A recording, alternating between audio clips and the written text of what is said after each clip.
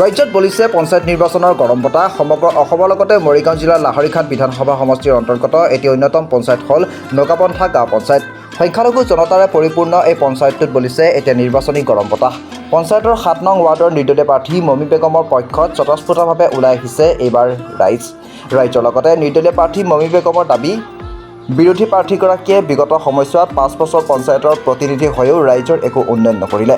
সকলো নিজৰ লগতে নিজৰ পৰিয়ালৰ উন্নয়নতে ব্যস্ত হৈ যায়।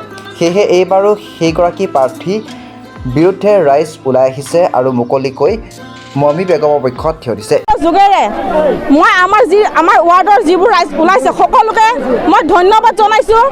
তেওঁলোকে কৈছিলে যে মোৰ টকা আছে, গতিকে এখন 1 নম্বৰ ৱাৰ্ডৰ যিমানবিলাক সদস্য আছে সকলো ভোট তেওঁলোকে কিনি পেলাব।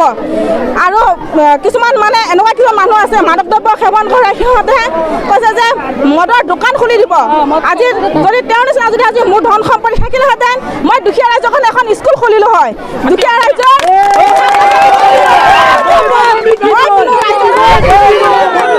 মই ৰাইজৰ কিন্তু মই আজি 6-7 মাহ আগত মই 30জন মানুহক 30 চাউলৰ কাৰ্ড বনাই দিছোঁ। বহুত মানে ঘৰৰ ব্যৱস্থা কৰি দিছোঁ আৰু বহুতে মানে বহুত কথা লৈ আহে, বহুত মানুহক মই সহায় কৰিছোঁ। সেই সহায় দেখি তেওঁলোকে ভাবিছে যে তেওঁ কোনো ৱাৰ্ড মেম্বাৰ নহয় পেলাই আমাৰ ৰাইজক ইমান সহায় কৰিছে। যদি তেওঁক আমি ৱাৰ্ড মেম্বাৰ বনাব পাৰোঁ আমাৰ ভৱিষ্যতে আমাক আৰু সহায় কৰিব। সেই আশাৰে আজি সকলো দুখীয়া ৰাইজ মোৰ হৈ ওলাই আহিছে। সকলো দুখীয়া ৰাইজ মোৰ হৈ ওলাই আহিছে আৰু মোৰ লগত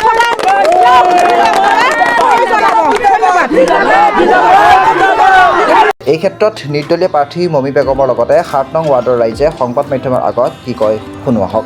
মৰিগাঁৱৰ পৰা অৰূপ বৰা ৰিপৰ্টাৰ লাইভ অসম। মমী বেগমৰ এজন কৰ্মকৰ্তা। মই পোনপ্ৰথমতে খাটবৰী ৰাইজক ধন্যবাদ জনাইছোঁ আৰু খাটবৰী ৰাইজৰ ওচৰত কৃতজ্ঞতা থাকিল।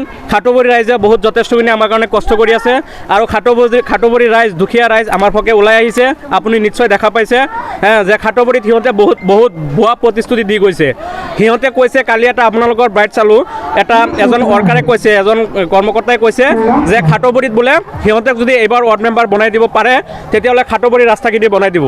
মই সিহঁতক পোনপটীয়াকৈ আপোনালোকৰ থ্ৰু দি এটা প্ৰশ্ন সুধিব খুজিছোঁ, যদি সিহঁতে ৰাস্তাটো সঁচাই তেতিয়াহ'লে 5 বছৰ কাউন্সিলৰ আছিল, যিজন কেণ্ডিডেট নুনহাৰা বেগম 5 বছৰ কাউন্সিলৰ আছিল, আঞ্চলিক সদস্য আছিল, তথাপি 5 বছৰত কি কৰিছে তেখেতে?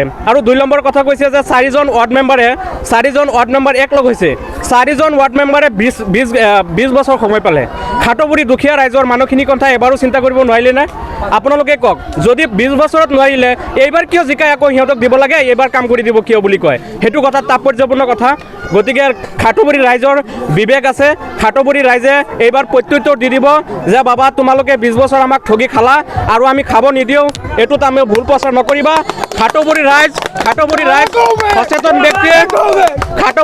সচেতন ব্যক্তি, আমি চবেই জানো খাটবৰীৰ মানুহে এইবাৰ স্বতঃস্ফূৰ্তভাৱে ওলাই আহিছে আৰু মমী বেগমক ছাপোৰ্ট কৰিছে।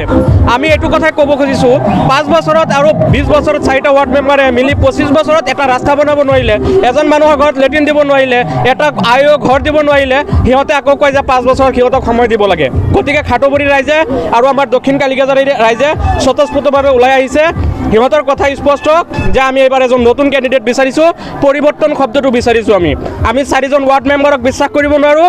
আমি আগন্তুক খেলি যোৱা আঞ্চলিক পদৰ সদস্যক তেখেতক আমি ছাপোৰ্ট নকৰোঁ।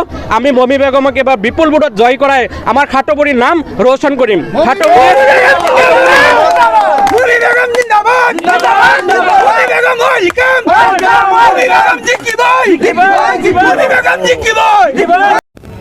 Reporter live.